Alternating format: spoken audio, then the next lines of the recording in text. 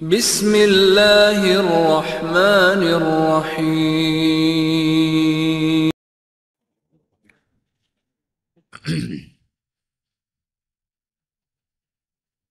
السلام علیکم ورحمۃ اللہ وبرکاتہ۔ الحمدللہ رب العالمین، والصلاة والسلام علی اشرف الانبیاء والمرسلین نبینا محمد وعلی آلہ واصحابہ اجمعین، وبعد۔ علمی و دعوتی خیانت اور فکر و تحریر پہ اس کے اثرات، جو جدید مناہج کی حقیقت نامی سیریز کا حصہ ہے۔ اس حصے میں یہ سلسلہ علمی و دعوتی خیانت اور فکر و تحریر پہ اس کے اثرات کے عنوان سے پچھلے کئی ہفتوں سے اللہ تبارک و تعالیٰ کی توفیق، اس کی نصرت اور مدد سے جاری ہے۔ علمی و دعوتی خیانت کے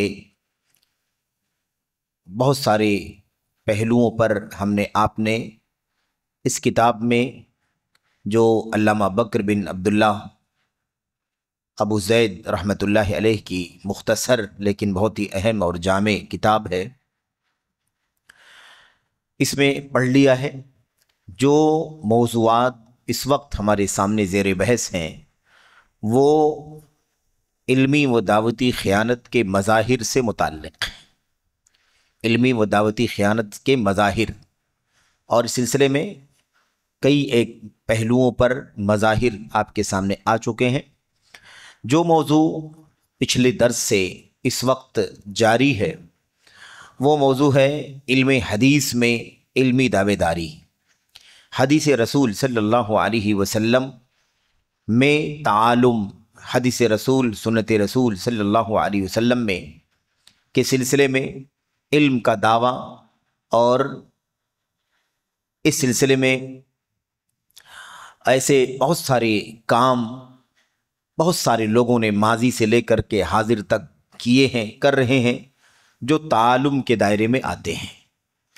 اور اس سلسلے کی ابتدائی باتیں آپ نے پڑھی ہیں۔ آج بھی انشاءاللہ تبارک و تعالیٰ اسی موضوع پر گفتگو ہوگی۔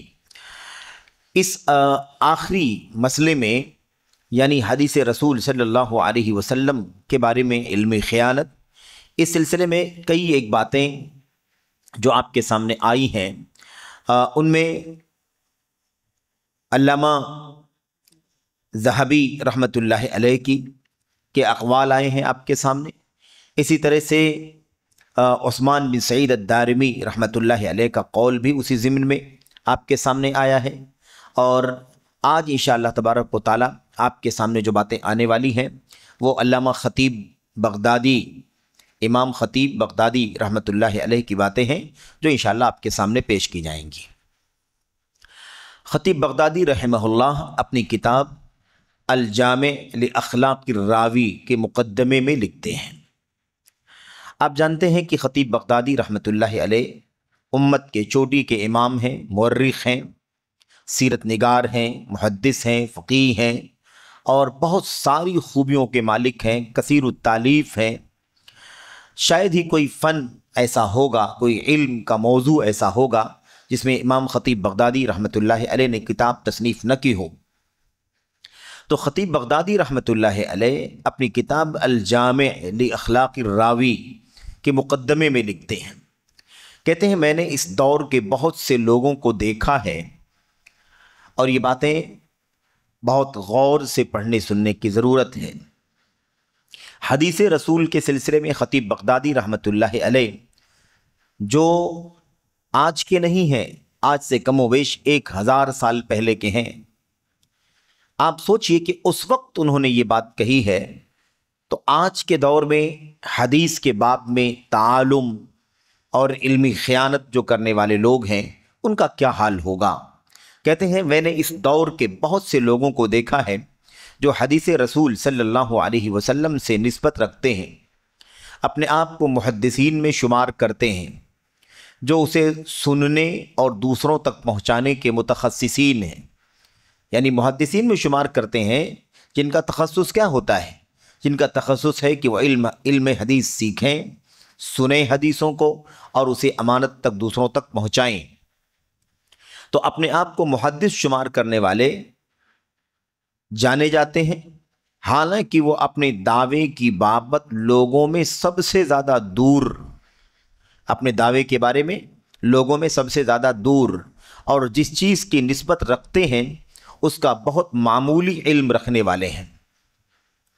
ان کا کوئی شخص اگر چند اجزاء لکھ لیتا ہے اور تھوڑی دیر سماع حدیث میں مشغول ہو جاتا ہے تو اپنے بارے میں سمجھتا ہے کہ محدث مطلق ہو چکا ہے۔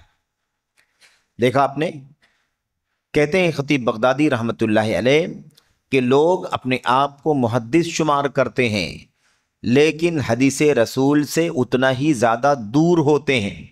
یہی تو تعلم ہے، یہی تعلم ہے، یہی علم دعویداری ہے کہ آدمی اپنے آپ کو شمار کرے محدثین میں، اور حالت یہ ہو کہ محدثین کے کام سے، ان کے کردار سے سب سے زیادہ دور ہو۔ آدمی اپنے آپ کو خطیب ثابت کرے جبکہ وہ خطابت کے میدان سے بہت زیادہ دور ہو۔ آدمی اپنے آپ کو عالم ثابت کرتا ہو، ظاہر کرتا ہو، حالانکہ علم کے اصولوں سے بہت زیادہ دور ہو۔ آدمی اپنے آپ کو مدرس ثابت کرتا ہو، حالانکہ تدریس کے فن سے بہت زیادہ دور ہو۔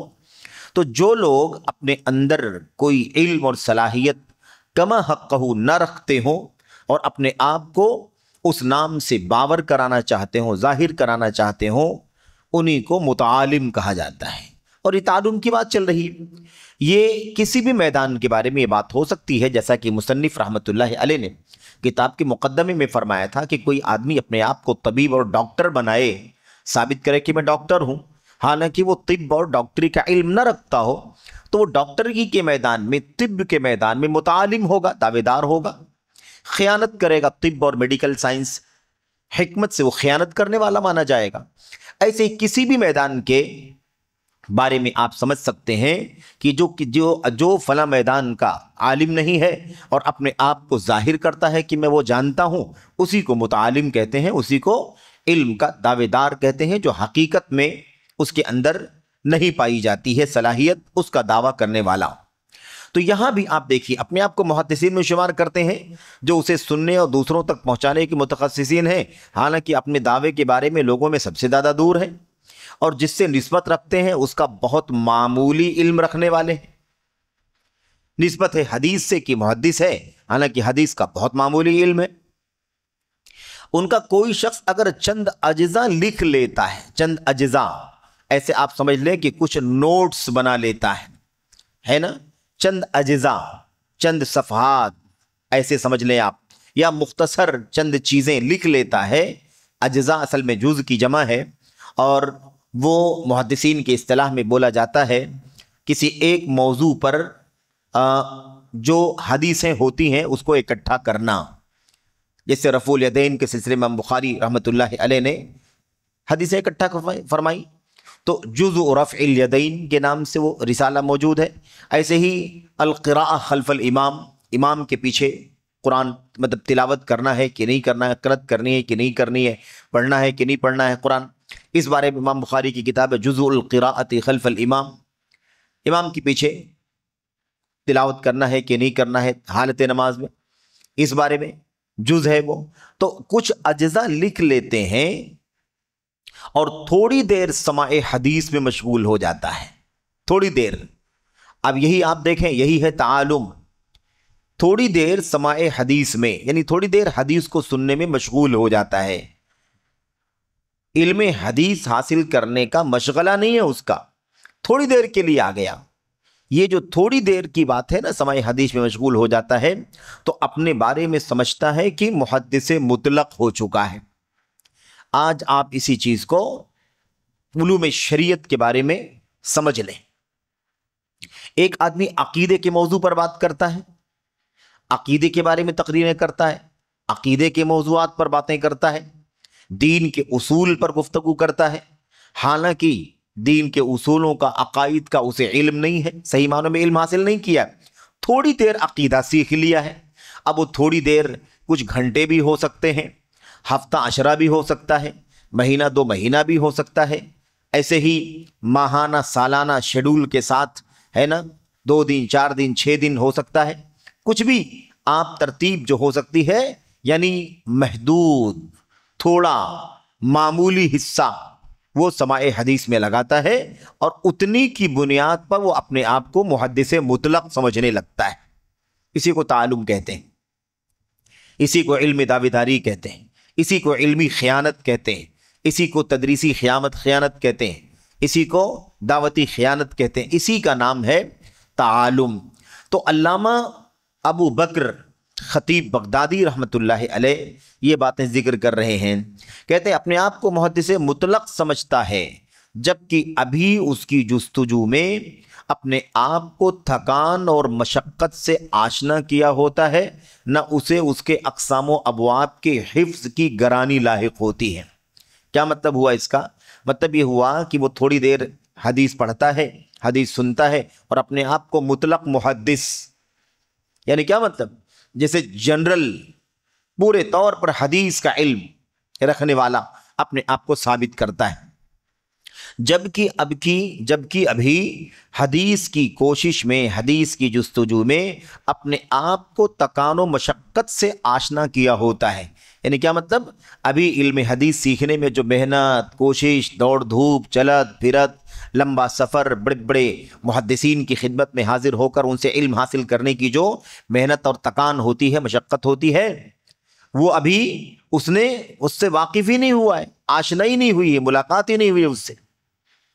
اور نہ حدیث کے اقسام و ابواب کے حفظ کی گرانی، یعنی اس کا بوجھ، ابھی کچھ بھی حاصل نہیں کیا، کوئی محنت نہیں کی، مشقت نہیں کی، لیکن اپنے آپ کو تھوڑی دیر حدیثوں کے سننے کے نتیجے میں اپنے آپ کو وہ محدث مطلق، یعنی عام محدث، وہ حدیث رسول کا پورا علم ہے اسے، ایسا سمجھنے لگتا ہے.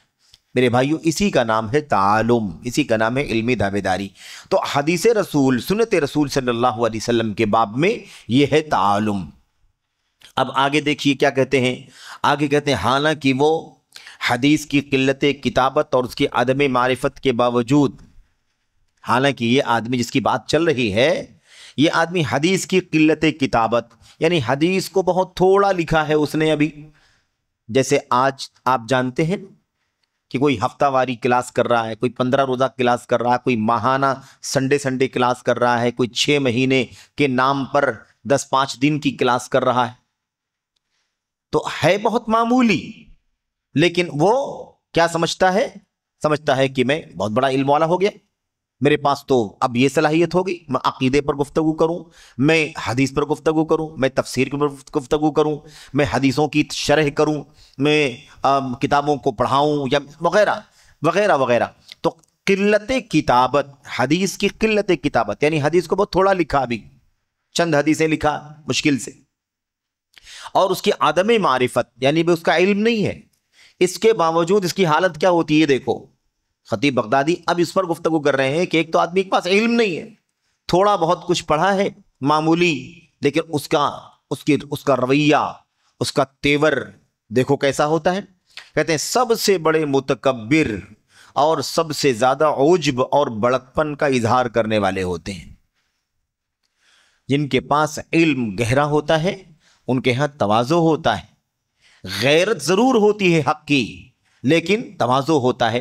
وہ اپنے آپ کو بہت بڑا ثابت نہیں کرتے. تکبر، انانیت، کبر، یہ چیز ان کے یہاں نہیں پائی جاتی ہے. اور جن کے یہاں معمولی علم ہوتا ہے، یہ دیکھو ان کی حالت کیا ہوتی ہے. سب سے بڑے متکبر اور سب سے زیادہ عجب. عجب کے معنی کیا ہوتے ہیں؟ عجب کا مطلب ہوتا ہے اپنے آپ میں پھولے نہ سمانا، اپنے آپ میں پھولے نہ سمانا، اور بڑکپن کا اظہار کرنے والے ہوتے ہیں. تو جب اتنا علم ہے معمولی سا، تو یہ حالت ہوتی ہے. کام علم کے باوجود یہ حال ہوتا ہے ان کا. کہتے ہیں کسی شیخ کا کوئی احترام کرتے ہیں، نہ کسی طالب حدیث کی کوئی قدردانی واجب سمجھتے ہیں. دیکھ لو آج کل کے برادروں کا کیا حال ہے. دیکھ لو جو میدان علم کے نہیں ہیں، ہے نا، جو میدان علم شریعت کے لوگ نہیں ہیں، ان کی حالت کیا ہے. ان کا کام یہی ہے. ان کے ہاں کبر ہے، ان کے ہاں غرور ہے، ان کے ہاں بڑکپن ہے، ان کے ہاں انانیت ہے. علماء کرام سے آپ کو رابطہ قائم کرنا ہو تو آپ کو 2 منٹ نہیں لگیں گے، لیکن ان متعالمین، علم کی جھوٹے دعوے داروں، ہے نا، ان سے اگر آپ کو رابطہ قائم کرنا ہے تو آپ براہ راست ان سے رابطہ نہیں قائم کر سکتے. ان کا اسسٹنٹ آپ کا فون اٹھائے گا، ان کا اسسٹنٹ آپ سے بات کرے گا، آپ لاکھ کوشش کریں کہ ہماری بات فلاں سے کروا دی جائے، نہیں، سر سے بات نہیں ہو سکتی، جناب سے بات نہیں ہو سکتی، آپ کو کیا کہنا آپ ہم سے کہہ دیجئے۔ لیکن ایک عالم، بڑا سے بڑا امت کا عالم ہے، آپ جب چاہیں بڑی آسانی کے ساتھ السلام علیکم ورحمۃ اللہ کہہ کر کے آپ اس کے ساتھ بیٹھ جائیں، اپنا مسئلہ پیش کر دیں، اپنے سوال کا جواب لے لیں، کوئی آپ کو مشکل پریشانی پیش نہیں آئے گی۔ اہل علم ڈائریکٹ جواب دیتے ہیں، سمجھ رہے ہیں؟ لیکن یہ نہیں، آپ ہمارے اسسٹنٹ سے بات کیجیے، آپ ہمارے پی اے سے بات کیجیے، یعنی پرسنل اسی کا اسٹاف ہے، وہ اسی کی خدمت کرنے والا ہے، یہ صورتحال ہوتی ہے۔ تو کیا کہا انہوں نے؟ کہتے ہیں سب سے بڑے متکبر اور سب سے زیادہ عجب اور بڑکپن کا اظہار کرنے والے ہوتے ہیں۔ بھئی ہم سے زیادہ اونچا کوئی نہیں ہے، کیوں معلوم آپ کو؟ علم کی گہرائی ان کے یہاں نہیں آئی ہے، لیکن شہرت نے انہیں پھلا دیا ہے، شہرت نے انہیں پھلا دیا ہے، یہ صورتحال ہے۔ اس کے بعد دیکھیں کسی شیخ کا کوئی احترام کرتے ہیں نا، کسی طالب حدیث کی کوئی قدردانی واجب سمجھتے ہیں۔ علماء کی کیا قیمت ہے ان لوگوں کے یہاں؟ علماء کی کیا قیمت ہے؟ علماء کو تو یہ سرے بازار بے عزت کرنا اپنی پہچان سمجھتے ہیں۔ دیکھ لو برادروں کو، ان کے یہاں علم کی قیمت نہیں ہے، علماء کی قیمت نہیں ہے، بلکہ علماء کی تنقیص کرنا ان کا کام ہے۔ آپ آئے دن سنتے ہیں ان لوگوں کی زبانوں سے کہ علماء کام ہی نہیں کرتے اس لیے ہمیں کام کرنا پڑتا ہے، علماء میدان میں نہیں آتے اس لیے ہمیں میدان میں آنا پڑتا ہے۔ اس طرح سے علماء کی تنقیص، علماء کی ناقدری ان کا کام ہے۔ اسی لیے یہ بات جو ہے امام خطیب بغدادی رحمۃ اللہ علیہ نے اپنے دور 5ویں صدی ہجری میں جو کچھ حالات تھے ان حالات کو یہاں پر نقل کیا ہے۔ تو نہ تو کسی شیخ کا کوئی احترام کرتے ہیں، نہ کسی طالب حدیث کی کوئی قدردانی سمجھتے ہیں، راویوں کی بے عزتی کرتے ہیں اور طالب علموں کو جلی کٹی سناتے ہیں۔ کیا مطلب؟ علماء میرے بھائیوں، ادنا طالب علم بھی ان سے بات کرے تو اسے پیار سے، شفقت سے، محبت سے مسئلہ سمجھا دیتے ہیں، لیکن ان کے یہاں طالب علموں کی قدر نہیں ہے۔ ان کے یہاں جو رویہ ہوتا ہے وہ یہ ہوتا ہے کہ بھئی ہم بہت اونچے ہیں، تمہاری کوئی قیمت نہیں ہے، تم کیسے ہو، اتنی بات بھی نہیں جانتے۔ اس طرح سے وہ طالب علموں کو کیا کرتے ہیں؟ جلی کٹی سناتے ہیں۔ کہتے ہیں جبکہ یہ رویہ اس علم کے تقاضے کے منافی ہے جو وہ سنتے ہیں۔ بھی حدیث رسول سنتے ہیں، کیا حدیث میں یہ سکھایا گیا ہے؟ حدیث سنتے ہیں نا، علم حدیث سننے والوں کو یہ رویہ زیب نہیں دیتا، کیونکہ علم حدیث سے انہیں یہ پتہ چلتا ہے کہ بڑوں کے ساتھ احترام کا معاملہ ہونا چاہیے اور چھوٹوں کے ساتھ شفقت اور نرمی کا معاملہ ہونا چاہیے۔ کہتے ہیں اور اس ذمہ داری کے خلاف ہے جسے ادا کرنا ان پر لازم ہے۔ تو یہ خطیب بغدادی رحمۃ اللہ علیہ نے اپنے دور کے لوگوں کی حالت زار بیان فرمائی ہے کہ اس دور میں حدیث رسول سے متعلق کیسا رویہ لوگوں کا چل رہا ہے۔ اپنے آپ کو، اب چونکہ وہ علم حدیث کا دور تھا، زیادہ تر حدیثوں پر گفتگو کر رہے ہیں شیخ ابو بکر خطیب بغدادی، امام خطیب بغدادی رحمۃ اللہ علیہ، تو کہتے ہیں کہ دیکھ لو علم حدیث کے معاملے میں کیا حال ہے، حدیث کا کچھ علم ہی نہیں ہے، چند حدیثیں پڑھی، ایک دو چھوٹی موٹی مجلسوں میں شرکت کیا اور اس کے بعد محدث مطلق بن کر کے بیٹھ گئے۔ اکڑ، غرور، تکبر، کبر، نخوت، انانیت، یہ ان کا شیوا بن گیا ہے۔ اس کے بعد خطیب بغدادی رحمۃ اللہ علیہ، یہ باتیں جو آپ کے سامنے بیان کی گئی ہیں یہ الجامع لاخلاق الراوی و آداب السامع کے اندر یہ بات نقل کی گئی ہے۔ اس کے بعد انہی کی دوسری کتاب ہے اور بہت ہی مشہور معروف کتاب ہے جس کا نام ہے الکفایہ فی علم الروایہ، الکفایہ فی علم الروایہ۔ اس کے مقدمے میں لکھتے ہیں حمد و صلاۃ کے بعد، اور یہ جو الکفایہ کی عبارت آپ کے سامنے پیش کی جا رہی ہے یہ لمبا اقتباس ہے۔ خطیب بغدادی رحمۃ اللہ علیہ نے ایک لمبا اقتباس جو مقدمے میں لکھا ہے وہ اقتباس بکر بن عبداللہ ابو زید رحمۃ اللہ علیہ نے یہاں پر نقل کیا ہے۔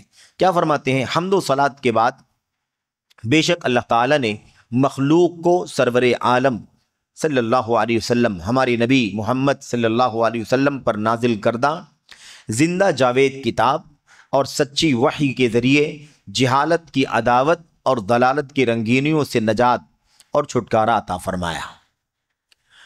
پھر آپ صلی اللہ علیہ وسلم کے اوامر کی بجا آوری، یعنی آپ نے جو کچھ حکم دیا ہے اسے ادا کرنے، اسے انجام دینے، پھر آپ صلی اللہ علیہ وسلم کے اوامر کی بجا آوری کرنے والوں اور آپ کی منع کردہ باتوں سے باز رہنے والوں کے لیے جہنم سے نجات واجب فرمائی اور انہیں ذلت و خواری اور خسارے سے دور فرمایا۔ ٹھیک ہے، ظاہر سی بات ہے، یہی تو ہے نا دین، اسی کا تو نام ہے، اسی بات کو بیان کیا گیا کہ اللہ تعالیٰ نے نبی کو بھیجا، قرآن کریم اترا، سنتیں اتری، تو اس کے ذریعے سے جہالت سے دشمنی، یعنی علم کا راستہ، جہالت سے دشمنی تو علم سے دوستی، اور ضلالت گمراہی، اس کی جو رنگینیاں ہیں، گمراہی کے بڑے رنگ ہوتے ہیں۔ اسی لیے قرآن کریم میں اللہ تبارک و تعالیٰ نے نور کو واحد استعمال کیا، نور کو واحد اور ظلمات کو جمع۔ کیوں؟ اس لیے کہ حق ایک ہے اور باطل کی بہت ساری شکلیں ہیں، ہدایت کی روشنی ایک ہے اور باطل کے اندھیرے، باطل کی تاریکیاں کئی ایک ہیں، انیک ہیں۔ اس لیے ضلالت کی رنگینیوں سے نجات اور چھٹکارا عطا فرمایا۔ اللہ نے قرآن اتارا، نبی کو بھیجا، سنتیں اتری، تو دنیا میں ہدایت پھیلی، ضلالت کی تاریکیاں ختم ہوئی۔ ایسے ہی جہالت کا خاتمہ ہوا اور الحمدللہ علم کی روشنی پھیلی، ہدایت کی روشنی پھیلی اور ایسے علم کی روشنی پھیلی۔ کہتے ہیں پھر آپ صلی اللہ علیہ وسلم کے حکم پر عمل کرنا اور آپ نے جس سے منع کیا ہے اس سے باز رہنا، جو لوگ یہ کام کریں گے ان کے لیے اللہ تبارک و تعالیٰ نے جہنم سے نجات واجب فرمائی۔ یہی جہنم سے نجات کا ذریعہ ہے کہ آدمی اللہ تبارک و تعالیٰ پر ایمان، اس کے نبی صلی اللہ علیہ وسلم کی اطاعت کر کے زندگی گزارے تو اللہ تبارک و تعالیٰ اسے جہنم سے نجات دے گا، اور اسی طرح سے دنیا میں بھی ذلت، رسوائی، آخرت میں بھی ذلت، رسوائی، خسارہ، نقصان، ان تمام چیزوں سے اسے چھٹکارا ملے گا۔ اللہ تبارک و تعالیٰ فرماتا ہے وَمَن يُطِعِ اللَّهَ وَرَسُولَهُ وَيَخْشَ اللَّهَ وَيَتَّقْهِ فَأُولَئِكَ هُمُ الْفَائِزُونَ۔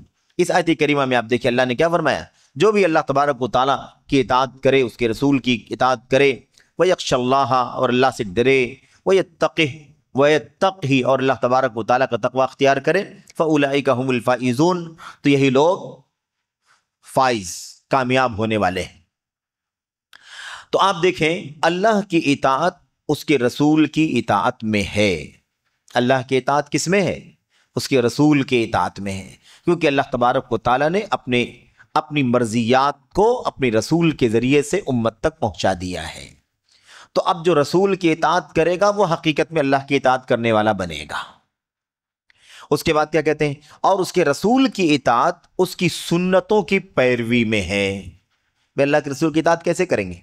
اللہ کے رسول کا کہاں ماننا، یعنی آپ نے جو طریقہ دکھایا ہے، جو آپ نے سنت بتلائی ہے، اس پر عمل کریں گے تو اللہ کے نبی علیہ السلام کی اطاعت کرنے والے بنیں گے، کیونکہ سنت رسول صلی اللہ علیہ وسلم ہی چمکتا نور، چمکتا ہوا نور، دمکتا حکم، چمکتا نور، دمکتا حکم، نمایاں حجت و برہان،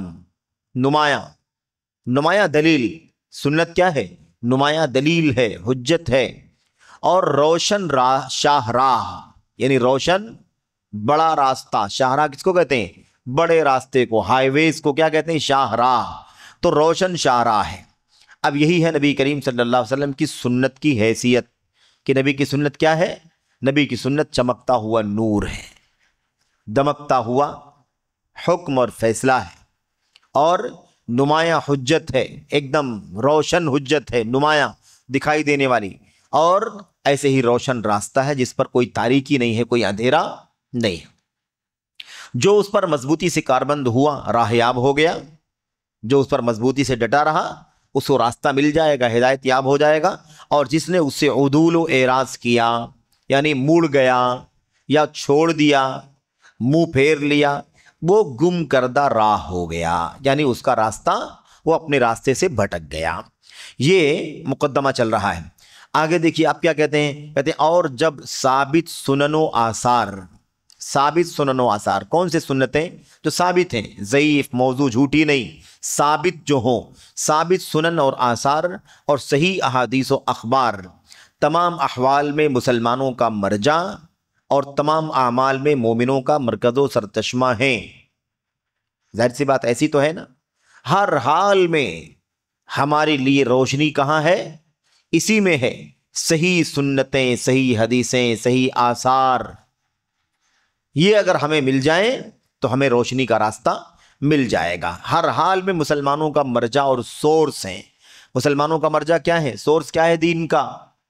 صحیح حدیث نبی کریم صلی اللہ علیہ وسلم کی، آپ کی صحیح سنتیں، آپ کا صحیح قول، آپ کا صحیح فعل، آپ کی صحیح حالات، آپ کی صحیح سیرت کے نمونے، یہی حقیقت میں مسلمانوں کا سورس ہے۔ یہیں سے دین اسلام ہمیں ملتا ہے، کیونکہ احادیث و سنن پر عمل آوری کے بغیر اسلام کے وجود و بقا کا تصور ہے، نہ اسے حرز جاں بنائے بغیر ایمان کا ثبات و استقامت۔ یعنی کیا مطلب؟ حدیث رسول صلی اللہ علیہ وسلم پر عمل کیے بغیر، سنتوں پر عمل کیے بغیر نہ تو اسلام کا وجود باقی رہے گا، نہ اسلام کا وجود باقی رہے گا، اور نہ اسے اپنائے بغیر حرز جاں بنانا، یعنی اسے دل و جان سے قبول کر لینا، اس کے بغیر ایمان کا ثبات اور استقامت بھی نہیں، یعنی ایمان بھی باقی نہیں رہے گا، ایمان بھی متزلزل رہے گا، کمزور رہے گا۔ ایمان مضبوط نہیں ہوگا جب تک سنت کی زندگی آدمی نہ جیے۔ تو کہتے ہیں تو اس کے اصولوں کی بابت، تو اس کے اصولوں کے علم کی بابت جد و جہد کرنا واجب۔ کس کے اصولوں کے بارے میں؟ حدیث رسول اور سنتوں کے اصولوں کے علم حاصل کرنے کی بابت محنت کرنا، جد و جہد کرنا واجب، اور اس کی راہ بنانے والے، اس کی راہ یعنی جو سنت رسول کا علم حاصل کرنے کا جو راستہ بنانے والے امور ہیں، اس کی ترغیب دینا لازم ہے۔ بات سمجھ میں آ گئی؟ کہتے ہیں ہمارے دور کے، یہ اب یہاں سے گفتگو شروع ہو رہی ہے، یہ تو بالکل مقدمہ تھا حمد و صلات کے بعد، اور اب یہاں سے شروع کر رہے ہیں یہ مسئلہ کہ دیکھو علم حدیث اتنا ضروری ہے، اسی سے دین باقی رہے گا، اسی سے ایمان باقی رہے گا۔ لیکن آپ دیکھو کہ آج کے دور میں علم حدیث کے بارے میں کیسے کیسے لوگ پائے جاتے ہیں۔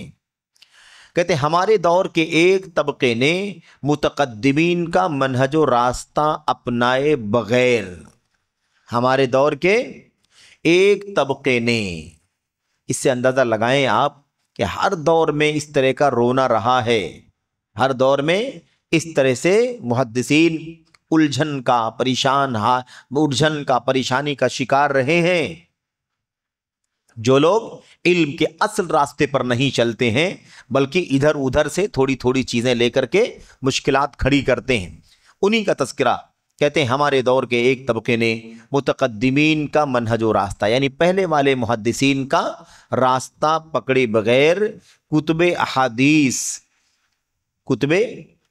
یعنی حدیث کی کتابیں اور اسے مسلسل جمع کرنے میں پوری کوشش اڈیل دی، بڑی محنت کرنے لگے، لیکن راستہ کون سا تھا؟ پرانے محدثین کا راستہ نہیں، اپنی منمانی کا راستہ۔ متقدمین کا منہج و راستہ اپنائے بغیر کتب احادیث اور اسے پیہم جمع کرنے، یعنی مسلسل اسے جمع کرنے، حدیثیں اکٹھا کرنے میں پوری کوشش اڈیل دی۔ اب بڑی محنت دوڑ دھوپ تو کی، لیکن راستہ متقدمین محدثین والا نہیں تھا۔ یہ امام خطیب بغدادی ہیں، ہم نے عرض کیا کہ 5ویں صدی ہجری کے عالم ہیں۔ یہ آپ سوچیں کہ پچھلے 200 سال 250 سال 300 سال پہلے کا جو دور تھا امام خطیب بغدادی رحمۃ اللہ علیہ کے پہلے کا، وہ اصل محدثین کا دور تھا۔ صحابہ کرام، اللہ کے نبی کی حدیثیں جن کے پاس تھی، ان سے تابعین نے سیکھا، تابعین سے تبع تابعین نے سیکھا، اور تبع تابعین سے بعد والوں نے لیا۔ امام بخاری، مسلم، ابو داؤد، نسائی، ترمذی وغیرہ محدثین کی چوٹی کے ائمہ کرام کی ایک لمبی فہرست ہے۔ تو کہتے ہیں متقدمین کا منہج و راستہ اپنائے بغیر کتب احادیث اور اسے مسلسل جمع کرنے میں پوری کوشش اڈیل دی۔ راوی و روایت کی حالت، اب یہاں سے پڑھیں، راوی اور روایت کی حالت حقیر اور پسندیدہ راہ کی تمیز، ٹھیک ہے، سنتوں میں موجود احکام کے استنباط اور ان میں پنہاں یعنی چھپے ہوئے حلال و حرام کی فقہ کے استخراج وغیرہ کی بابت پیشتر و اسلاف کی ظرف نگاہی سے نہیں دیکھا۔ یہ ہے سب سے بڑا مسئلہ۔ حدیث کے پیچھے تو وہ لگے اور پوری انرجی لگائی، لیکن طریقہ وہ ان پرانے محدثین متقدمین محدثین کا نہیں تھا، اس راستے پر نہیں چلے۔ اب حالت کیا ہو گئی ان کی دیکھیے، راوی اور روایت کی حالت کچھ پتہ نہیں، راوی کون ہے، روایت کی حالت کیا ہے، انہیں کوئی پتہ نہیں ہے۔ حقیر اور پسندیدہ راہ کی تمیز یعنی راستہ صحیح ہے، اچھا ہے، پسندیدہ ہے یا ناپسندیدہ اور حقیر ہے، گیا گزرا راستہ ہے، کچھ انہیں تمیز نہیں ہے۔ ایسے ہی کیا کہا، سنتوں میں جو موجود احکام ہیں، سنتوں میں جو احکام موجود ہیں ان کے استنباط یعنی سنتوں سے کیسے مسائل نکالا جائے، کیسے حکم نکالا جائے، حلال کا کیسے پتہ چلے، حرام کا کیسے پتہ چلے، اس کو کہتے ہیں استنباط، یعنی گہرائی سے باتوں کو نکالنا۔ اس کا بھی انہیں کوئی معلوم نہیں ہے، گہرا علم نہیں ہے۔ کہتے ہیں اور ان میں چھپے ہوئے حلال و حرام کی فقہ کے استخراج، حدیثوں کے اندر حلال کا پتہ چل رہا ہے، حرام کا پتہ چل رہا ہے، اب اس کو نکالنا کہ حدیث سے کیسے حرام کا حکم نکلے گا، کیسے حلال کا حکم نکلے گا۔ کہتے ہیں ان تمام چیزوں کے بارے میں پیشتر یعنی پہلے والے اسلاف جو گزر چکے ہیں محدثین، ان کی ظرف نگاہی سے نہیں دیکھا۔ ظرف نگاہی، باریک نظر جو تھی محدثین کی، اس نظر سے نہیں دیکھا۔ علم ہی نہیں ہے تو کہاں سے دیکھیں گے وہ؟ جیسے تیسے حدیث کے نام پر پتہ نہیں کیا کیا جمع کر لیا۔ آ رہی یہ بات آگے، کہہ رہے ہیں بلکہ حدیث کا نام دیکھ کر اس سے مطمئن ہو گئے۔ حدیث کا نام دیکھ کر کیا ہو گئے؟ مطمئن ہو گئے، حدیث ہے بس چلو لے لو۔ آج بھی بہت سارے لوگوں کو آپ نے دیکھا ہوگا، آج جب ہم بتاتے ہیں، ہمارے علماء بتلاتے ہیں کہ بھائی یہ حدیث جو آپ پیش کرتے ہیں اسے ائمہ محدثین نے ضعیف قرار دیا ہے، ناقابل اعتبار ہے، یہ موضوع ہے، جھوٹی ہے، تو کہتے ہیں یہ ضعیف موضوع جھوٹی کہاں سے لے آئے؟ حدیث تو حدیث ہے، حدیث تو حدیث ہے، ہمارے لیے کافی ہے کہ بس حدیث تو ہے، ضعیف بھی ہے تو کیا ہوا، موضوع ہے تو کیا ہوا، جھوٹی ہے تو کیا ہوا۔ یہی وجہ ہے کہ دیکھو تو عوام کے ہاں ایک لمبی تعداد ضعیف اور موضوع روایتوں کی ہے جو پھیلی ہوئی ہے، اور کوئی یہ مسئلے مسائل سے متعلق نہیں ہے، صرف عملی مسائل سے، عقیدے کے مسائل میں بے انتہا جھوٹی روایتیں بھری پڑی ہوئی ہیں۔ ابھی موقع نہیں ہے ورنہ میں آپ سے ذکر بھی کرتا کہ عقیدے کے باب میں کتنی موضوع اور جھوٹی روایتیں پھیلا دی گئی ہیں۔ جس نے کسی پتھر سے عقیدت بنا لی وہ پتھر بھی اسے نفع پہنچا دے گا۔ کیا کہا؟ من اعتقد بحجر نفعہ، جس نے کسی پتھر سے عقیدہ لگا لیا کہ پتھر بہت کارآمد ہے، بہت اچھا ہے، تو پھر اس کا نظریہ اس پتھر کے بارے میں اچھا بن گیا تو یہ پتھر اسے ضرور فائدہ پہنچائے گا۔ بت پرستی کا راستہ دکھانے کے لیے موضوع روایت۔ ایسے اللہ کے نبی صلی اللہ علیہ وسلم کی زیارت کے بارے میں، جس نے میری قبر کی زیارت کی ہے نا، جس نے حج کیا اور اسی حج کے سفر میں میری قبر کی زیارت کی، اسے فلاں فلاں فضیلت حاصل ہوگی۔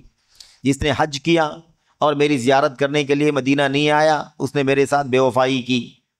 ایسی کتنی روایتیں موجود ہیں، ایک لمبی فہرست ہے۔ تو عقیدے، عبادات، معاملات، اخلاق، کردار، تمام پہلوؤں پر تو کہتے ہیں بلکہ حدیث کا نام دیکھ کر اس سے مطمئن ہو گئے اور کتابوں میں اسے لکھنے اور نوٹ کر لینے پر اکتفا کر لیا۔ بھئی چلو بھئی حدیث ملی ہے، بس اسے نوٹ کرو۔ اب راوی کون ہے، روایت کیسی ہے، سند میں انقطاع ہے، جھوٹا ہے، فاسق ہے، بدعتی ہے یا حافظہ خراب ہے، کون ہے، کچھ مطلب نہیں ہے، حدیث ہے نا، بس حدثنا قال حدثنا قال حدثنا مل گیا، بس نوٹ کر لو اسے۔ تو ظاہر سی بات، جن کے پاس علم حدیث نہیں ہے وہ ایسے ہی کریں گے۔ تو اسی کو کیا کہتے ہیں؟ حدیث کے باب میں تعلم، حدیث کے باب میں تعلم، حدیث کی باب میں علمی دعوے داری، حدیث کا علم نہیں ہے، یہ حالت ہے ان کی۔ تو کہتے ہیں ایسے لوگ محض نا تجربہ کار اور کتابوں کے گٹھر اٹھانے والے ہیں۔ ایسے لوگ کیسے ہیں؟ محض نہ تجربے کار ہیں، علم کا تجربہ نہیں ہے، علم حدیث کا تجربہ نہیں ہے، بس ایسے سمجھ لو کہ کتابوں کا گٹھر لادے ہوئے ہیں۔ کیوں؟ اس لیے کہ اس کے اندر جھوٹی، ضعیف، موضوع، بے سروپا باتیں لکھی ہوئی ہیں۔ تو بحث نہ تجربے کار اور کتابوں کے گٹھر اٹھانے والے ہیں، انہوں نے بڑی مشقتیں اٹھائیں۔ اب یہ دیکھو، محنت سے کچھ نہیں ہوتا، صرف محنت سے کچھ نہیں ہوتا، علم ہونا، گہرا علم ہونا ضروری ہے۔ ایک آدمی یہاں سے وہاں، وہاں سے وہاں کا سفر کرے، ہے نا، اور شہر نگر نہیں، شہر بھی نہیں، بلکہ ملک سفر کرے، دوڑے بھاگے، ہے نا، بڑے بڑے اسفار، 2 مہینے کا ٹور، 1 مہینے کا ٹور، اور کیا افریقہ، کیا امریکہ، کیا ایشیا، کیا فلاں بر اعظم، کیا فلاں بر اعظم، کچھ نہیں۔ ان محنتوں سے کچھ نہیں ہوتا جب تک کہ صحیح راستے پر علم حاصل نہ کیا جائے۔ یہ باتیں ہماری نہیں ہیں، خطیب بغدادی رحمت اللہ علیہ کی ہیں۔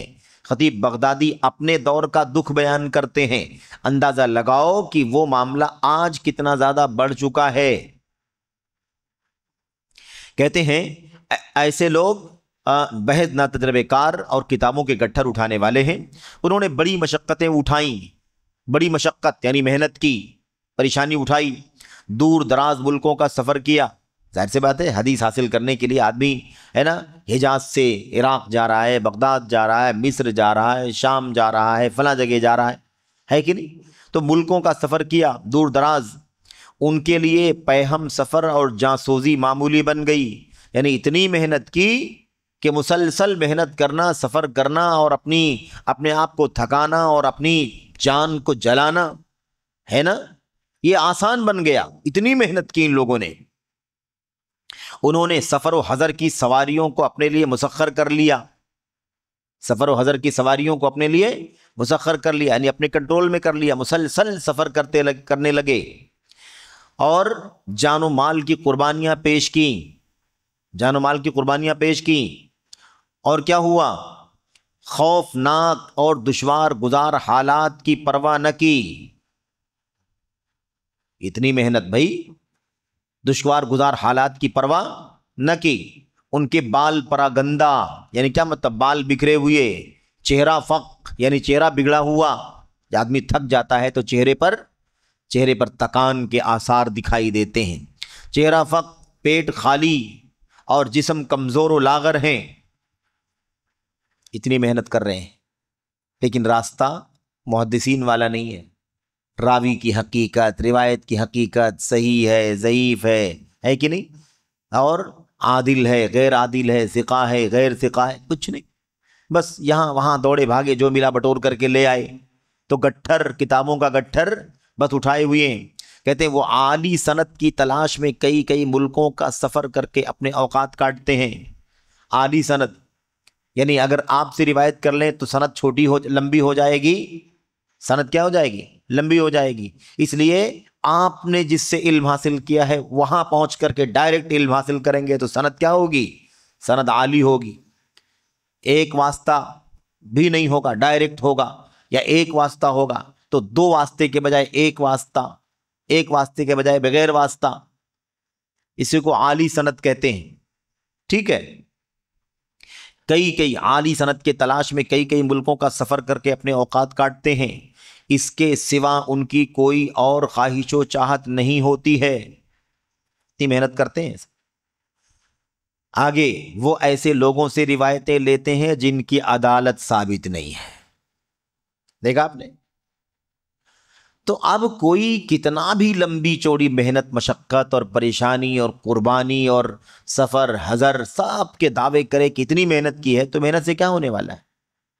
آپ نے علم کون سا حاصل کیا؟ راستہ محدثین کا تو آپ نے نہیں اختیار کیا نا، قدیم محدثین کا، کہ وہ راوی روایت کس سے لیں، روایت کس سے لیں؟ جو ثقہ ہو، معتبر ہو، جس کا حافظہ صحیح ہو، عدالت اور ثقاہت میں کوئی معاملہ نہ ہو، ایسے راوی سے علم روایت حاصل کرنا ہے۔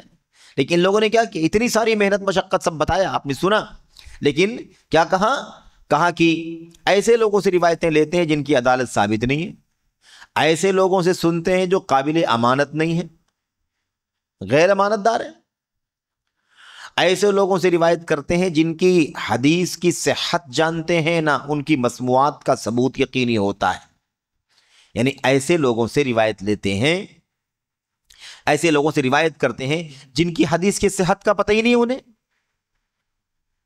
کتنی خطرناک بات ہے۔ حدیث جمع نہیں کرنا ہے، صحیح حدیث کے لیے کوشش کرنا ہے۔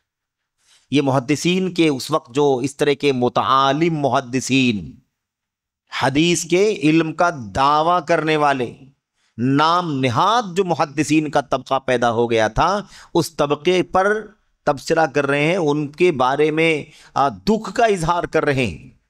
علامہ خطیب بغدادی رحمۃ اللہ علیہ کہتے ہیں ایسے لوگوں سے روایت کرتے ہیں جن کی حدیث کی صحت ہی نہیں جانتے، نہ ان کی مسموعات یعنی ان سے سنی ہوئی حدیثوں، مسموعات کا مطلب سنی ہوئی حدیثیں، ان کی حدیثوں، سنی ہوئی حدیثوں کا ثبوت یقینی ہوتا ہے، وہ بھی یقینی طور پر ثابت نہیں ہوتی ہیں روایتیں، یہ حالت ہوتی ہے ان کی۔ تو جیسے تیسے یہاں سے وہاں سے جمع کر لیا، کوئی بھی طریقہ وہ نہیں جو پہلے محدثین کا طریقہ تھا۔ اچھا، ایسے کو قابل حجت سمجھتے ہیں، دیکھیے اچھے سے پڑھیں اس کو، کیا کہا؟ ایسے کو قابل حجت سمجھتے ہیں جو اچھی طرح اپنا صحیفہ نہیں پڑھ سکتا۔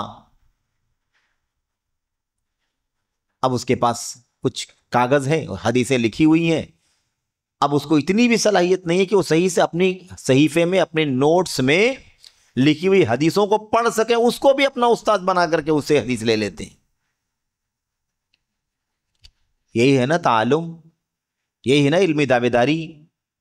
تو کہتے ہیں جو اچھی طرح اپنا صحیفہ نہیں پڑھ سکتا، نہ اس کے پاس روایت کی کوئی شرط پائی جاتی ہے۔ بھئی سارے محدثین کی روایت کی شرط ہے کہ نہیں شرط ہے؟ امام بخاری نے کہا میں روایت کسی سے روایت لوں گا تو ضروری ہے کہ وہ راوی اس کنڈیشن پر اترتا ہو۔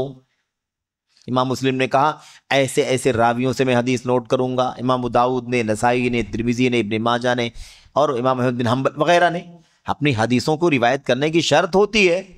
ان بیچاروں کے پاس کوئی شرط ہی نہیں ہے، جہاں سے جو ملا نوٹ کر لیا۔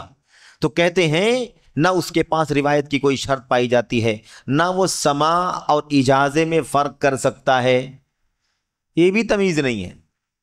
ڈائریکٹ حدیث سننا استاد سے اور اجازہ، یہ لکھی ہوئی کتاب ہے، نوٹس کیا ہے، نوٹس ہے حدیثوں کا، اور کہہ دیا کہ میں اجازت دیتا ہوں یہ لے جائے، جو بھی روایت کرنا چاہے روایت کرے، ٹھیک ہے، کوئی فرق نہیں۔ عربی زمین آسمان کا فرق ہے نا، آپ براہ راست اس کی زبان سے حدیث سن رہے ہیں، یہ سماع ہے، اور اجازہ لکھی ہوئی چیز ہے، آپ کو ایک واسطے سے ملی، دو واسطے سے ملی، تین واسطے سے مل گئی، کیا حقیقت ہے اس کی آپ کو کچھ معلوم نہیں ہے، تو کچھ فرق نہیں کر سکتا ہے، نہ مسند و مرسل اور مقطوع اور متصل میں تمیز کر سکتا ہے۔ ہم لوگ چونکہ جو موضوع چل رہا ہے وہ کیا چل رہا ہے؟ حدیث رسول، سنت رسول میں علم دعوے داری، اس لیے ساری باتیں اسی موضوع سے متعلق مصنف نے ذکر کیا ہے۔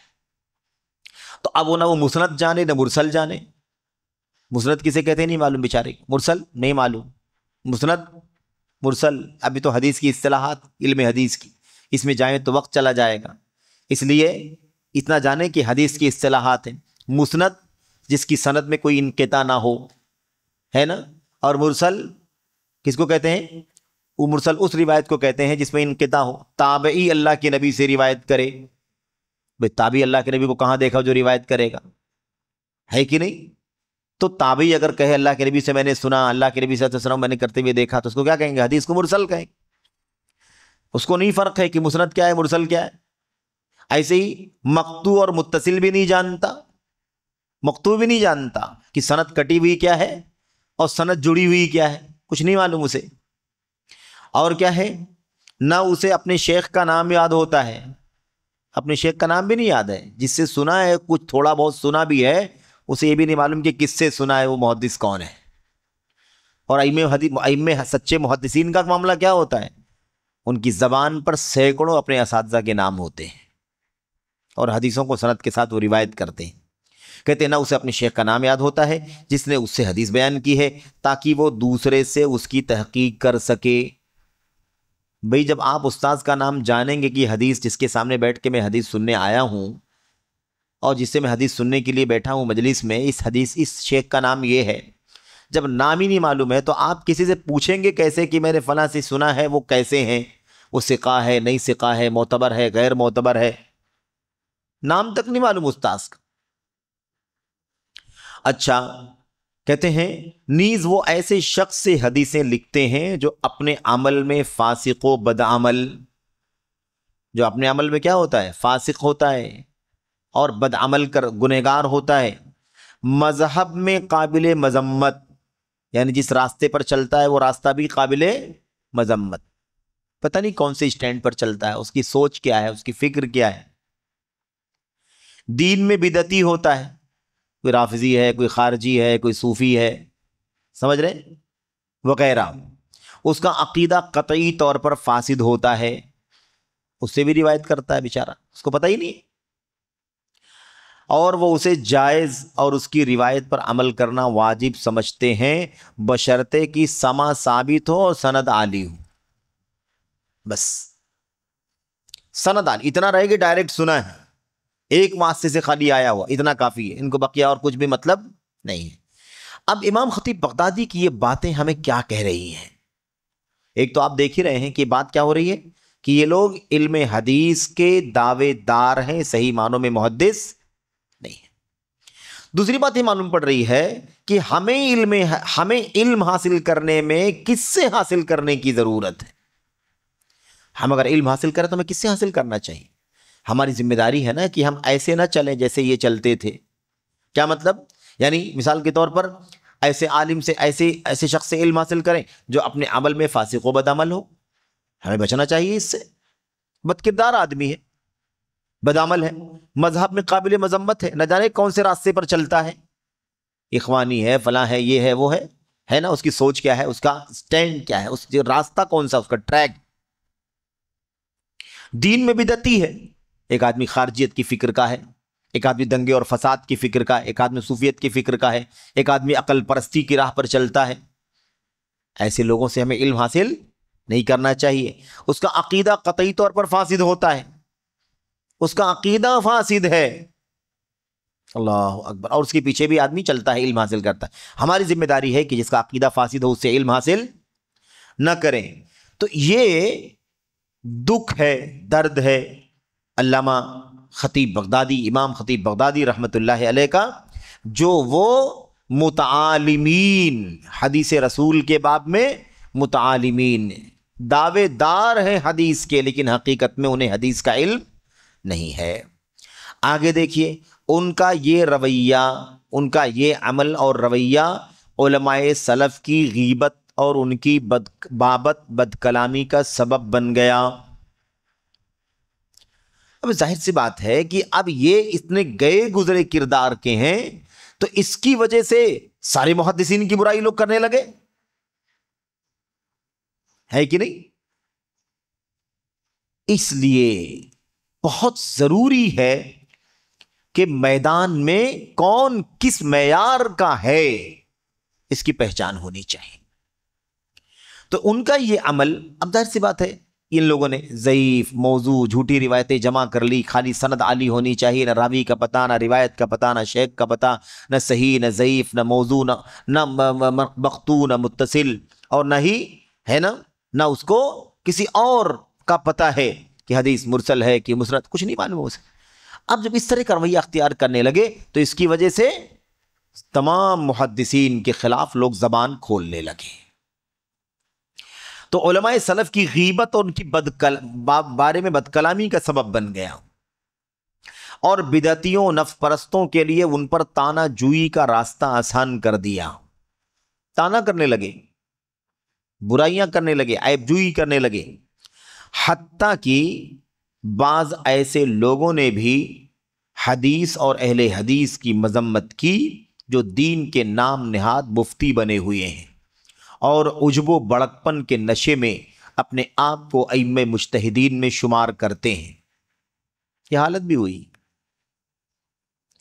سمجھ رہے ہیں؟ یعنی یہ نقصان ہوتا ہے جب نااہلوں کا چلن زیادہ عام ہو جائے تو اس میں جو سچے علماء ہوتے ہیں ان کی قیمت گھٹنے لگتی ہے، لوگ ان پر زبانیں دراز کرنا شروع کر دیتے ہیں، تانا جوئی کرنا، عیب جوئی کرنا، ان کی برائیاں کرنا لوگوں کے لیے آسان ہو جاتا ہے۔ تو ایسے لوگ کی مذمت کرنے والے کون لوگ ہیں؟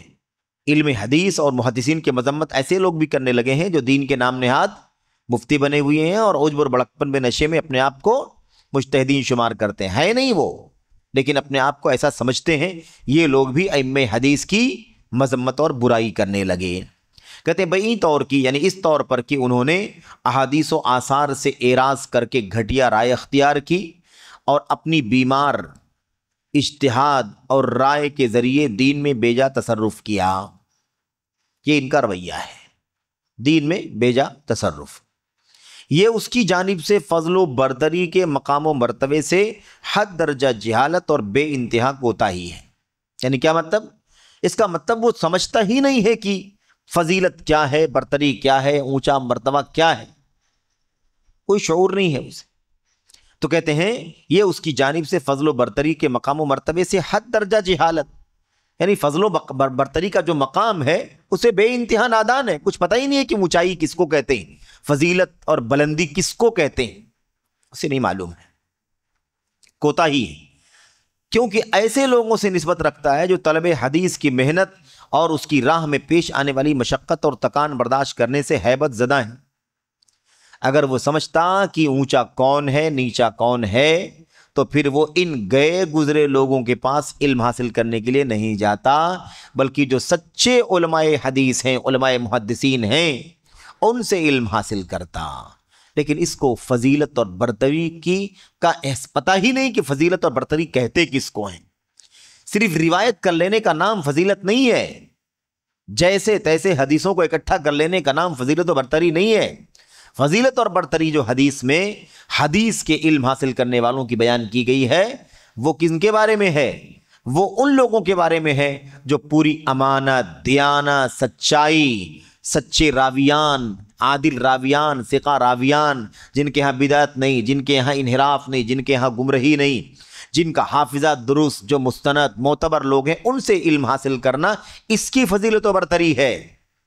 لیکن ان بیچاروں کو اس کا پتہ نہیں ہے۔ تو کہتے ہیں ایسے لوگوں سے نسبت رکھتا ہے جو طلب حدیث کی محنت اور اس کی راہ میں پیش آنے والی مشقت اور تکان برداشت کرنے سے ہیبت زدہ ہیں۔ جس آدمی کو علم حدیث حاصل کرنے کی جو قربانی دینے پڑتی ہے، علم حدیث حاصل کرنے کے لیے جو آدمی اس کے لیے تیار نہیں ہے، گھبراتا ہے، ایسے لوگوں سے علم حاصل کرنے چلے جائیں گے تو کون سا علم حاصل ہوگا؟ سمجھ رہے ہیں؟ اسی لیے کوئی نااہلوں کو اپنا استاد بنا لے گا تو یہی حشر ہوگا۔ نااہلوں کو، جس نے علم کی محنت نہیں کی، علم کے لیے محنت نہیں کی، علم کے لیے جد و جہد اور چفاکشی جو ہونی چاہیے صحیح معنوں میں، وہ کام نہیں کیا ہے، ایسے لوگوں سے اگر کوئی علم حاصل کرنے لگے گا تو اس کا حشر، اس کا انجام یہی ہوگا۔ کہتے ہیں کہ کیا ہے؟ حدیثیں یاد کرنے سے، اور حدیثیں یاد کرنے سے عاجز ہیں۔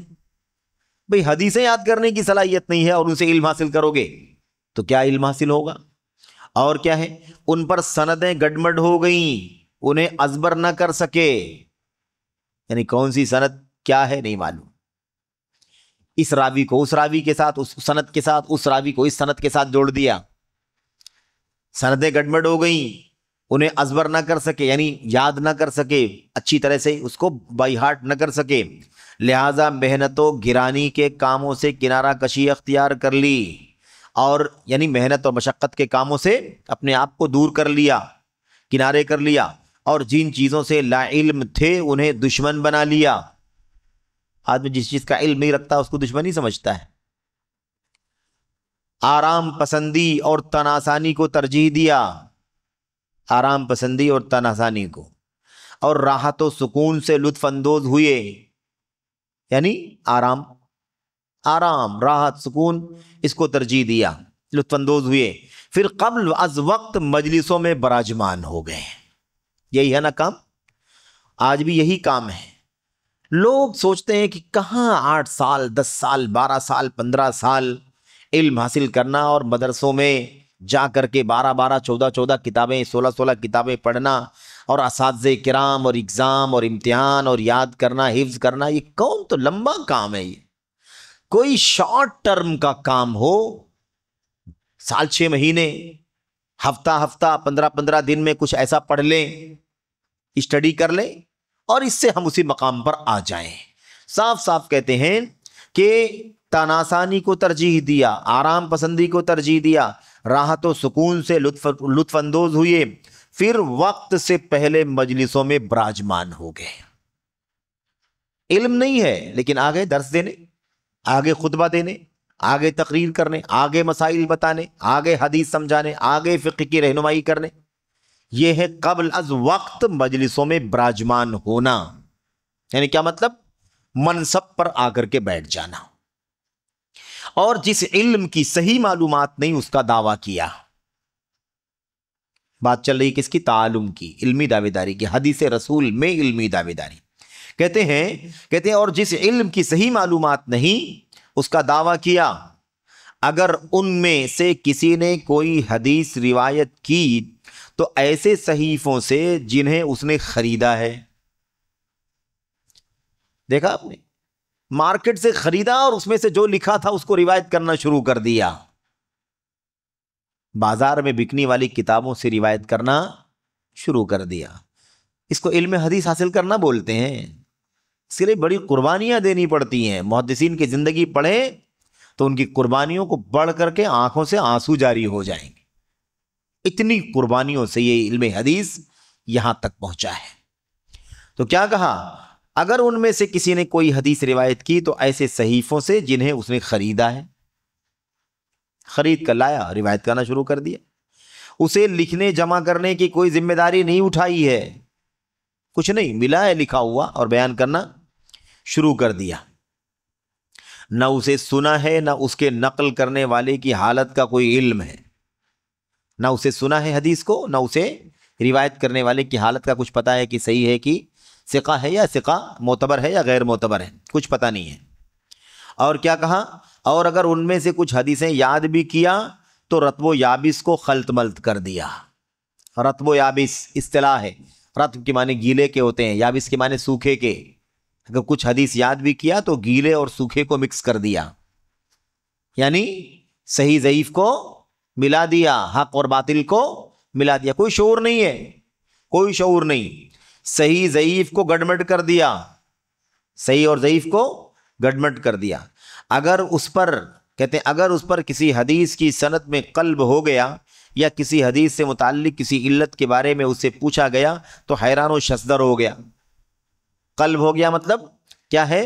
کسی حدیث کی سند میں قلب ہو گیا، یعنی حدیث کی سند الٹ گئی، یہ متن ہے اور یہ سند ہے، یہ حدیث، یہ متن اور سند ہے، یہ متن اور سند ہے۔ اب اس متن کی سند اس کے ساتھ اور اس کے ساتھ قلب الٹ گیا ہو، یا کسی حدیث سے متعلق کسی علت بیماری کے بارے میں اس سے پوچھا گیا تو گھبرا گیا، حیران ہو گیا، اب یہ کون سا سوال کر لی؟ علم ہی نہیں ہے تو کہاں سے جواب دے گا وہ؟ علم ہی نہیں تو کہاں سے جواب دے گا؟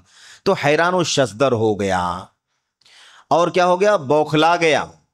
یہ ساری باتیں کس کی ہیں؟ یہ ساری کی ساری باتیں حرفن علامہ خطیب بغدادی رحمۃ اللہ علیہ کی، جو کتاب کا حوالہ صفحہ نمبر دیا ہوا ہے اسے جب جو چاہے کھول کر کے عربی میں بن وعن پڑھ سکتا ہے، جو حوالہ موجود ہے۔ اور اپنی جہالت پر پردہ ڈالنے کے لیے اپنی داڑھی سے کھیلنے لگا۔ اب حیران ہوں گے سب پڑھ کر کے کہ خطیب بغدادی نے آج سے 1000 سال پہلے یہ باتیں سب بیان کی ہیں۔ اس وقت کا جو تعالم چلتا تھا، اس وقت کی جو علمی خیانت چلتی تھی حدیث رسول کے سلسلے میں، اس کا تذکرہ خطیب بغدادی رحمۃ اللہ علیہ کر رہے ہیں کہ حالت یہ علم نہیں ہے۔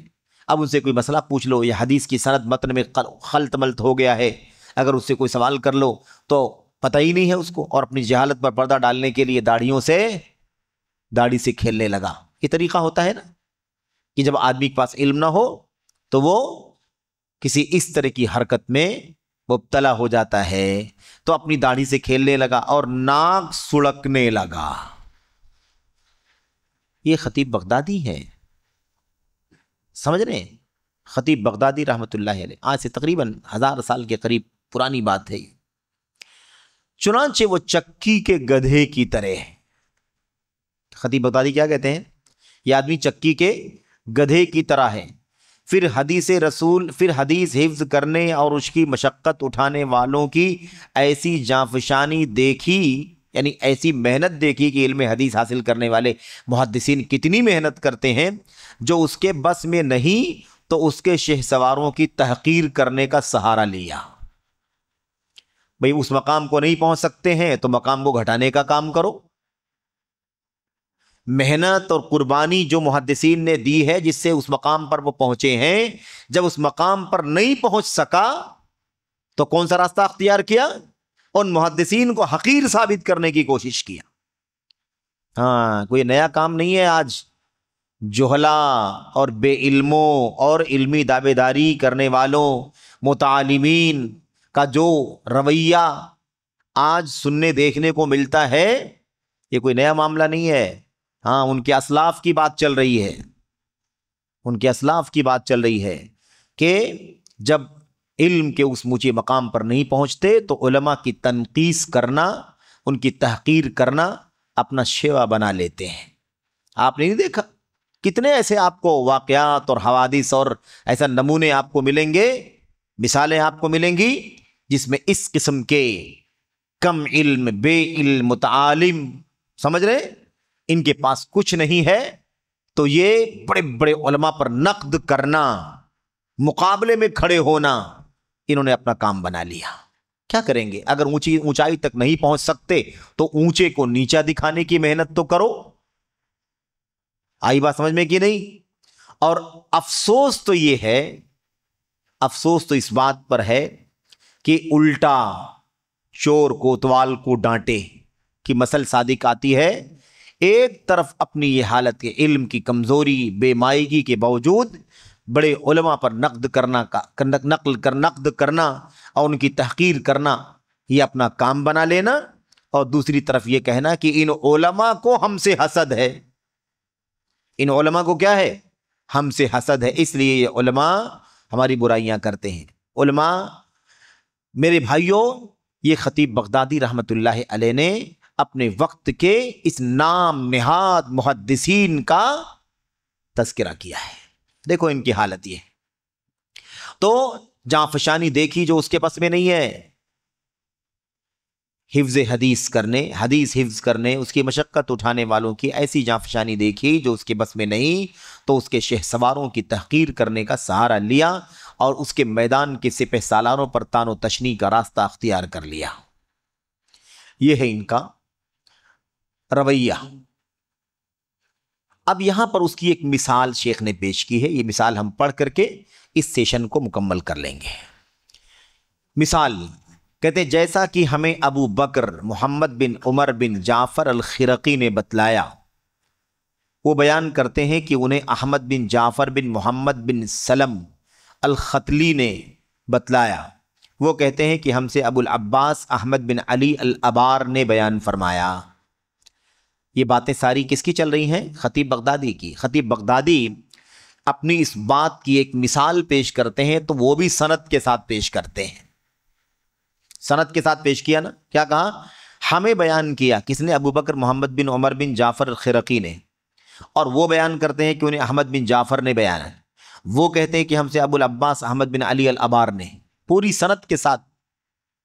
یہ ہے علم کا مقام کہ اپنے مطلب کچھ کوئی بھی بات کرنی ہے تو سند کے بغیر نہیں کرنی ہے۔ کیا کہا؟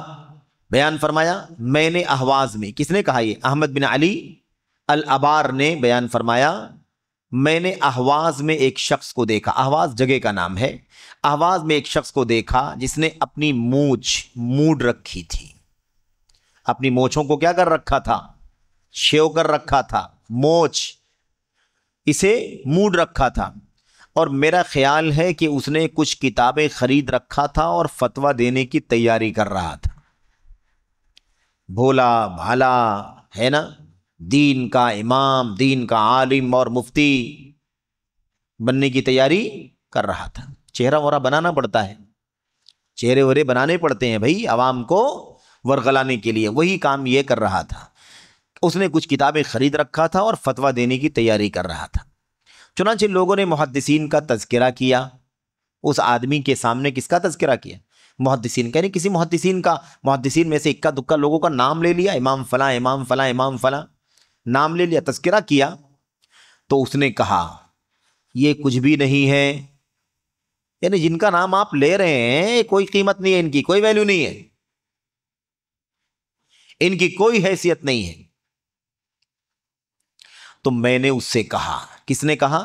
احمد بن علی الابار، احمد بن علی الابار بیان کر رہے ہیں واقعہ نا، احمد بن علی الابار واقعہ بیان کرتے ہیں۔ وہ کہتے ہیں تو میں نے اس سے کہا، یعنی میں نے دیکھا کہ ایک آدمی ہے کتابیں خریدا ہے موچھیں موڑ کر کے، اور کتابیں خرید کر کے فتویٰ دینے کی تیاری کر رہا ہے، اور کچھ لوگ عوام میں سے اس کے ارد گرد بھیڑ لگائے بیٹھے ہوئے ہیں، کھڑے ہیں، اور انہی میں سے کسی نے بعض محدثین کا تذکرہ کر دیا۔ تو اس آدمی نے ان محدثین کی تنقید کرنا شروع کر دی اور کہا کہ نہیں یہ تو کوئی قیمت نہیں ہے، تم کی کیا حیثیت ہے، یہ تو کچھ بھی نہیں ہے۔ کہتے ہیں یہ منظر جب میں نے دیکھا تو میں نے اس سے کہا ہاں تجھے صحیح طور سے نماز پڑھنی بھی نہیں آتی، یعنی اتنی بڑی بات کرنے لگا، محدثین کے خلاف زبان درازی کرتا ہے، محدثین کے خلاف زبان درازی کرتا ہے، اور تیری حالت یہ ہے کہ تجھے صحیح طور پر نماز پڑھنی بھی نہیں آتی۔ اب کوئی اگر صاحب علم ہو تب تو یہ کردار ادا کر سکتا ہے، لیکن اگر ساری ٹیم ہی جاہلوں کی ہو جائے تو کیا ہوگا؟ پھر تو جو بھی چاہے گا بیچ کر پھیلا کر نکل جائے گا۔ اسی لیے احمد بن علی الابار جیسے لوگوں کی ضرورت ہے۔ واقعہ پڑھیں کیا کہتے ہیں۔ تو میں نے اس سے کہا، جب میں دیکھا کہ محدثین کی تنقید کر رہا ہے، کہہ رہا ہے ان کی کوئی قیمت نہیں ہے، یہ کون لوگ ہیں، ان کی کیا حیثیت ہے، تو میں نے اس سے کہا ہاں تو بہت بڑی باتیں کرنے لگا، تجھے تو نماز پڑھنی، صحیح طور سے نماز پڑھنی بھی نہیں آتی۔ انہوں نے سخت طنزیہ انداز میں اس کو چھیڑا۔ اس نے کہا مجھے، یعنی میرے بارے میں آپ کہہ رہے ہیں کہ مجھے صحیح سے نماز پڑھنی نہیں آتی؟ میں نے کہا ہاں تیرے بارے میں کہہ رہا ہوں کہ تجھے نماز پڑھنی صحیح طور پر نہیں آتی۔ پھر میں نے پوچھا اچھا ٹھیک ہے، تو اپنے آپ کو بہت بڑا عالم سمجھتا ہے، فتویٰ دینے کے لیے بیٹھا ہوا ہے، اچھا یہ بتا جب تو نماز شروع کرے گا اور اپنے دونوں ہاتھوں کو اٹھائے گا تو اس وقت تجھے رسول اللہ صلی اللہ علیہ وسلم کی کون سی دعا معلوم ہے؟ چل بھائی بتا۔ میں نے کہا کہ تجھے کچھ پتہ نہیں ہے، لیکن تو کہتا ہے کہ مجھ پر اعتراض کرتے ہو، چلو ٹھیک ہے تمہارا امتحان ہی لے لیتے۔ پھر میں نے اس سے پوچھا اچھا یہ بتا جب تو نماز شروع کرے گا اور اپنے دونوں ہاتھوں کو اٹھائے گا تو اس وقت تجھے رسول اللہ صلی اللہ علیہ وسلم سے کون سی دعا معلوم ہے؟ سوال۔ تو وہ خاموش ہو گیا، اتنا بھی نہیں معلوم ہے، خاموش ہو گیا۔ پھر میں نے پوچھا اچھا یہ بتا کہ جب تو اپنے دونوں ہاتھوں کو اپنے گھٹنوں پر رکھے گا تو اس وقت تجھے رسول اللہ صلی اللہ علیہ وسلم کی کون سی دعا معلوم ہے؟ وہ خاموش رہا۔ پھر میں نے پوچھا اچھا یہ بتا کہ جب تو سجدہ کرے گا تو اس وقت تجھے رسول اللہ صلی اللہ علیہ وسلم سے کون سی دعا معلوم ہے؟ وہ خاموش رہا، کچھ نہیں معلوم۔ تو میں نے کہا کیا بات ہے، کچھ بولتا کیوں نہیں، جواب کیوں نہیں دیتا؟ سوال کیے جا رہا ہوں میں، تین سوالات میں نے تجھ سے کیے، تو جواب کیوں نہیں دیتا؟ کیا بات ہے، کچھ بولتا کیوں نہیں؟ کیا میں نے نہیں کہا کہ تجھے صحیح سے نماز پڑھنی بھی نہیں آتی؟ یہ سارے مسائل نماز کی تو ہیں، جو 3 سوال کیا سب نماز کے بارے میں سوال تھے نا بھائی۔ تو کیا کہا؟ تجھے صحیح سے نماز پڑھنی بھی نہیں آتی۔ میں نے تجھے کہا، تیرے بارے میں بتلایا کہ تجھے نماز پڑھنا بھی نہیں آتا۔ اگر تجھے بتا دیا جائے، اب ڈانٹنا شروع کیا، کہا اگر تجھے بتا دیا جائے کہ تو فجر کی نماز 2 رکعت پڑھے گا اور ظہر کی نماز 4 رکعت پڑھے گا تو اسے اپنے پلے باندھ لے، یہ تیرے لیے اس سے کہیں بہتر ہے کہ محدثین کرام کا تذکرہ کرے۔ تیری قیمت نہیں ہے کہ تو محدثین کا نام لے اور ان کی تنقید کرے۔ تجھے اتنی بات بھی اگر بتا دے کہ ظہر کی نماز 4 رکعت پڑھنا ہے تو بس اس کو یاد کر لے اور چلے جا یہاں سے۔ اس طرح سے احمد بن علی الابار نے اس کو سبق سکھایا کہ تو محدثی اس سے کہیں بہتر ہے، یہ تیرے لیے اس سے کہیں بہتر ہے کہ تو محدثین کرام کا تذکرہ کرے، کیونکہ تیری کوئی حیثیت نہیں ہے اور تجھے کچھ بھی نہیں آتا۔ یہ واقعہ امام خطیب بغدادی نے اپنی کتاب کس میں؟ الکفایہ فی علم الروایہ، اس کتاب کے اندر اس واقعے کو نقل کیا ہے، اور یہ پورا مقدمہ ہی چل رہا ہے، انہی کی بات چل رہی ہے۔ کہتے ہیں اس مذکورہ شخص کی مثال فقہا میں اس جیسی ہے جس کا ذکر ہم نے پہلے کیا، جو حدیث سے نسبت رکھتا ہے، حالانکہ حدیث سننے اور لکھنے کے علاوہ اسے علم حدیث کے اقسام میں غور و فکر وغیرہ سے ادنا تعلق نہیں ہوتا۔ حدیث سے جوڑے رہتا اپنے آپ کو کہ میں حدیث سے جڑا ہوا ہوں، یہاں سفر کرتا ہوں، وہاں سفر کرتا ہوں، اپنے نام کو حدیث سے جوڑتا ہے۔ جیسے آج بھی بہت سارے نااہل اپنے آپ کو علم سے جوڑتے ہیں، علم کے الگ الگ میدانوں سے لوگ جوڑتے تو ہیں، لیکن حالت کیا ہے؟ حالت وہی ہے کہ حدیث سننے اور لکھنے کے علاوہ اسے علم حدیث کے اقسام پر غور و فکر کرنے سے ادنا تعلق نہیں۔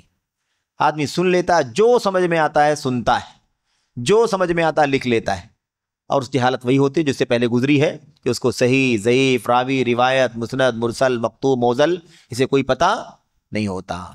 تو اس طرح سے اس آدمی کی حالت بھی ہے جس کا واقعہ آپ کے سامنے گزرا۔ اب آپ اندازہ لگائیے کہ علم حدیث کے باب میں تعلم کا حال کیا ہے، علم دعویداری کا حال کیا ہے۔ تو بہرحال انشاءاللہ تبارک و تعالی آگے جو بات آ رہی ہے وہ سچے علماء محققین کی آ رہی ہے۔ آگے جو بات ذکر کر رہے ہیں، رہے علماء محققین اور علم حدیث کا تخصص رکھنے والے، تو وہ گہرے علم والے ائمہ، دین کی بے مثال فقہ و فہم رکھنے والے اساطین، اہل علم و اہل فضل و فضیلت اور بلند مقام و مرتبے سے سرفراز مند ہستیاں ہیں، ان کا تذکرہ آگے آ رہا ہے۔ تو یہ ہے نام نہاد محدثین، علم حدیث کے دعوے دار، تعالم، متعالم، جن کا تذکرہ خطیب بغدادی رحمت اللہ علیہ نے کیا۔ اگر آپ دیکھیں تو جو ماضی میں تھا اسی کا امتداد ہر دور میں آپ کو دکھائی دیتا ہے۔ حالات، ظروف ہر زمانے کے الگ الگ ہوتے ہیں۔ اس زمانے میں اتنا میڈیا نہیں تھا، وسائل نہیں تھے، ہے نا، کچھ نہ کہیں دین کا کچھ نہ کچھ تو اثر کہیں نہ کہیں رہتا تھا، لیکن آج حالات بد سے بدتر کی طرف جا رہے ہیں علم کے باب میں۔ تو بہرحال علمی دعوے داری کرنے والوں کی لمبی فہرست ہے، اور یہ علم حدیث میں جھوٹی دعوے داری، جبکہ وہ علم حدیث کے واقعی اہل نہیں ہے، ایسے لوگوں کا تذکرہ چل رہا ہے، اور ابھی آگے مزید باتیں آنی ہیں۔ اللہ سے دعا کرتے ہیں کہ اللہ تبارک و تعالی ہمیں اور آپ کو تعلم سے، علمی دعوے داری سے بچنے کی توفیق عطا فرمائے۔ اور یہ باب بہت لمبا ہے، اس کے اندر الگ الگ سبجیکٹ کے علمی دعوے دار ہیں۔ کسی کو عقیدے کا پتہ نہیں، عقیدے میں بات کرتا ہے، کسی کو تفسیر کا پتہ نہیں، تفسیر میں بات کرتا ہے۔ یہاں آپ نے دیکھا صرف حدیث جو بھی ہے اسے نوٹ کر لو، اب صحیح ضعیف ہے نا، اس کا پتہ نہیں ہے، اس کا معنی، اس کی فقہ، اس کا علم، اس کا استنباط، اس سے کون سی چیزیں حاصل ہوتی ہیں کچھ پتہ نہیں ہے، لیکن بس اپنے آپ کو محدث بنا رکھا ہے۔ اور جب اس کی حقیقت کو بے نقاب کیا جاتا ہے تو علماء حدیث، علماء محدثین پر نقد کرنا، ان کی تحقیر کرنا اپنا کام بنا لیتا ہے۔ اللہ تبارک و تعالی ہمیں اور آپ کو آگاہ رہنے کی، چوکنا رہنے کی توفیق عطا فرمائے۔